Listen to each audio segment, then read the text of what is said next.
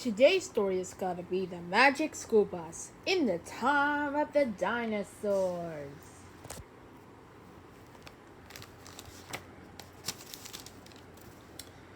It was visitors' day at our school. Parents, relatives, and friends were coming that afternoon to see our work.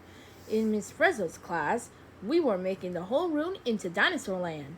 I love visitors' day. My parents are coming. My grandma's coming. I hope she likes my project. Suddenly, Miss Frizzle said, "Please pay attention, children. I have wonderful news. I wonder what the good news is. Maybe it's lunchtime already? Maybe we don't have to learn all these dinosaur names." "Our class has been invited to a dinosaur dig," explained the Frizz.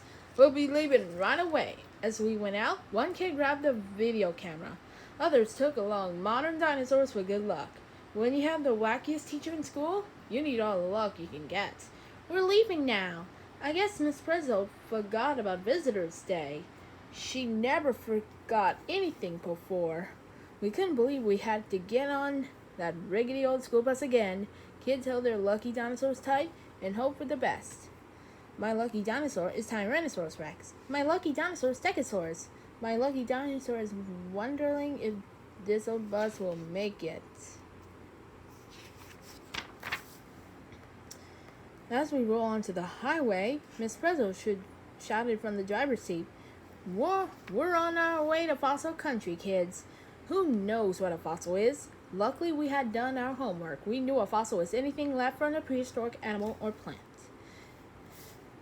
This story is make-believe. There were no dinosaurs in the time of the cave people. After we had been driving for a long time, we came to a desert where people were working. Miss Frizzle said this was the dinosaur dig. The people were paleontologists, scientists who study prehistoric life. Dinosaurs last for 150 million years on Earth. What are they amazing, Arnold? It's amazing that I've lasted this long in Miss Frizzle's class. Everyone at the dig was working hard, using all kinds of tools to separate the fossils from the rocks around them. "Let's get this on video. I see you're still interested in dinosaurs, Jeff." "Fiery, I hadn't seen you since high school." The paleontologist told us they had found the fossil bones of the duck-billed dinosaur called Dinosaur. She calls him Jeff. He calls her Fiery. They went to high school together. There might have been in prehistoric times. The paleontologist seemed sad. "We were looking for fossil eggs," they said, "but we hadn't found any yet. We found the bones of some Menosauria dinosaurs, Fiery. We were hoping to find their nests." "I didn't know her name was Fiery." We saw a gleam in Miss Frizzle's eyes. "Want to look for some Menosauria nests, kids?" she shouted. She rushed us onto the bus and drove off. "But we just got here. I want to look at the crane. I want to see a dinosaur bone. See you later, Jeff."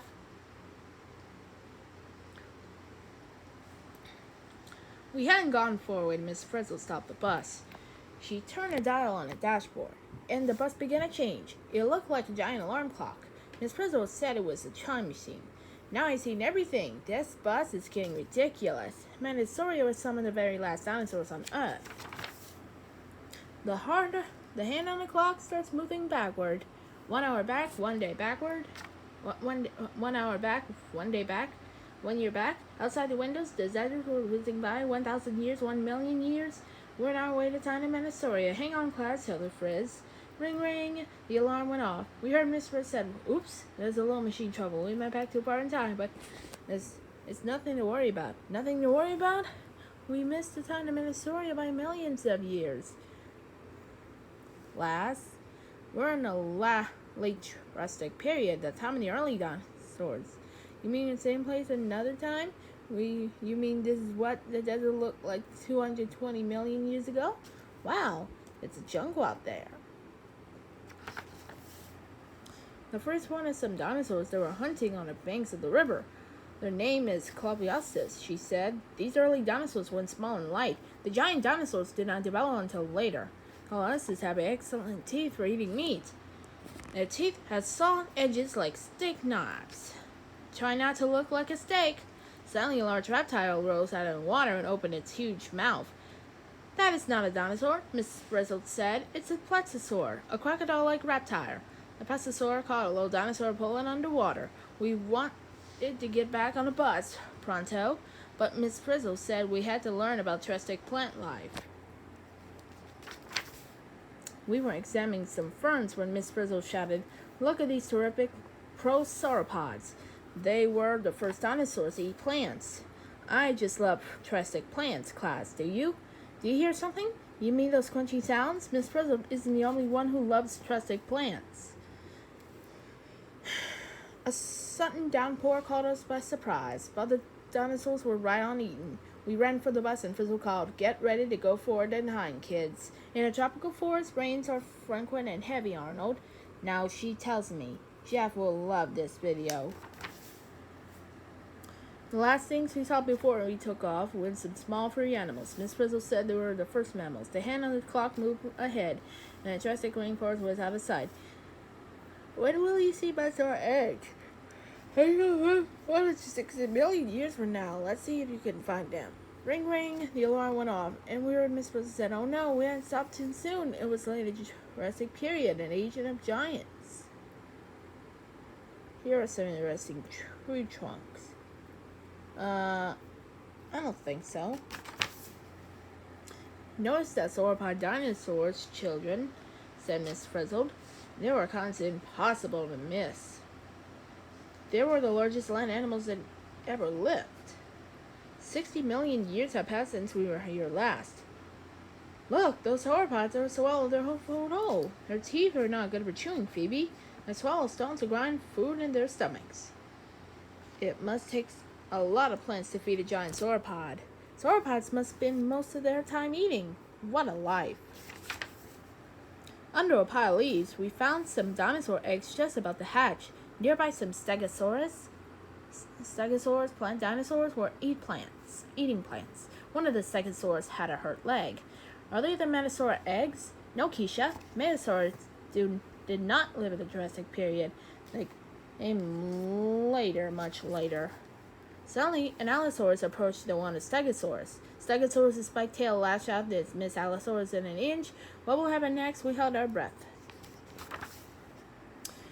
Allosaurus darted close and took a big bite, then it moved back and waited. Stegosaurus got weaker and weaker. It had become food to Allosaurus. Whatever Allosaurus did not eat, we feed other dinosaurs too? At my own school, we'll never got this close to predators. I guess that Stegosaurus won't become a dinosaur fossil. No, it's becoming a dinosaur dinner. As we ran for the time machine, Miss Frizzle pointed out some strange birds. The first birds appeared in Lake Jurassic, she said. Then she pushed the fast forward button and shouted, "Metasaur, here we come! We still didn't find Metasaur nests. Come on, let's go for them." Ring, ring. The alarm went off again, and we look out, and then we freak out. Once again, he stopped too soon. "Here we are in the late Cretaceous period," announced Miss Frizzle.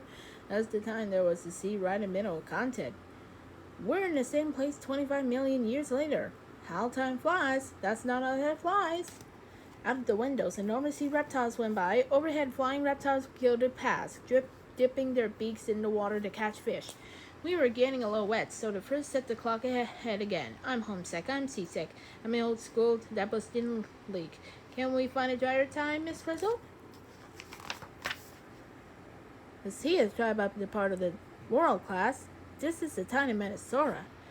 You let a couple of million years go by and look what happens. The next thing we knew, we had traveled for 2 million years. Now we were in the very end of the Cretaceous period. That was the time of the last dinosaurs. This was the time we had been looking for. As soon as we got out of the bus, we saw that the Cretaceous world was different. The weather was cooler. There were colorful flowers and fruits everywhere. And there were lots of new plant-eating dinosaurs. These plant-eaters could chew better than any other dinosaurs, said Miss Frizzle. They had terrific teeth for grinding, and they had cheeks. Cheeks keep food for falling out, so plant-eaters do not lose food that they have already chewed. Gee, I didn't know cheeks were so important. Uh-oh, here comes trouble. Tyrannosaurus trouble. Some other dinosaurs had more teeth than Tyrannosaurs have enormous teeth. I feel sorry for the tooth fairy. We were watching the plant eaters chew when some Tyrannosaurs approached. They were some of the largest meat eaters ever. Their mouths were giant biting machines with 60 sharp, stabbing teeth. The Tyrannosaurs were scary enough. Then a pack of Troodons showed up too. They were small, but there were a lot of them. They began circling the bus to see what it was. We sized up the situation and ran. I hope you are serving in Troodon class. Notice the slashing claw on each back foot. We'd like to serve then, Miss Frizzle, but we have to leave right away. In a hurry, that instant. In other words, now. As we came over the crest of the hill, we saw incredible sights. There was a dinosaur nest ground. Wow, look at all the babies. It's dinosaur daycare. We weren't the only ones who had found the Manosaura. The Troodon had followed us. They invaded the nesting ground. The Manosaura parents defended their young. All at once, a sandstorm blew up. In minutes, a thick layer of sand covered the dinosaurs. These dinosaurs will all be buried. Poor dinosaurs. Poor us. Everything happened so fast, there was no way we could have the dinosaurs. Maybe they would become fossils. Oh no, I dropped my Monomanosaura. Hurry up and run. Back at the bus, Miss Frizzle drove forward in time. We thought we were going home, but on our way, the bus screeched to the stop. We're all in the very last minutes of the Christmas period, said Miss Frizzle. A bright light was shining in the sky. Notice the asteroid, said the Frizz. It's a huge rock in outer space. Soon it will hit the Earth. The asteroid will cause the enormous explosion. Black soot will fill the air and block out the sun. Plants won't grow, and millions of living things will become extinct, including dinosaurs. Miss Frizzle, could we leave before the asteroid hits? The Frizz pushed the board button, and we start again. We're only 65 million years from home, class. Step on it, please. When the alarm rang, we were back on our own time. The paleologists were working about us. They came looking for us. We gave them a tip of fossil site. Then we waved goodbye and drove back to school. Go that way about the 100 steps and start digging. I'll be here to find some dinosaur nests, if you say so, Val. We send you a copy in our video. In a classroom, we made a chart of the trip to the dinosaurs. Just as we were finishing it, people were starting on the Visitor's Day. My Galapagos lived in the Jurassic period. My Allosaurus in the Jurassic. Why should I put a Triceratops? Lost my dinosaur. Too bad. Hey Arnold, wasn't a dinosaur adventure amazing? This is my idea of adventure. That's my boy. Your bones are the best, honey. Thanks, Gran. Hey, look at those special effects. The dinosaurs are so real. Why, Flory? This reads as you really there. It all too.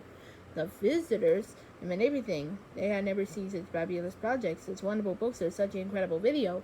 And of course, they had never met a teacher quite like Miss Frizzle. Your teacher seems an interesting person. She loves science. She loves lizards too, and test tubes, and slime, and mold experiments, and she designs her own clothes. The end.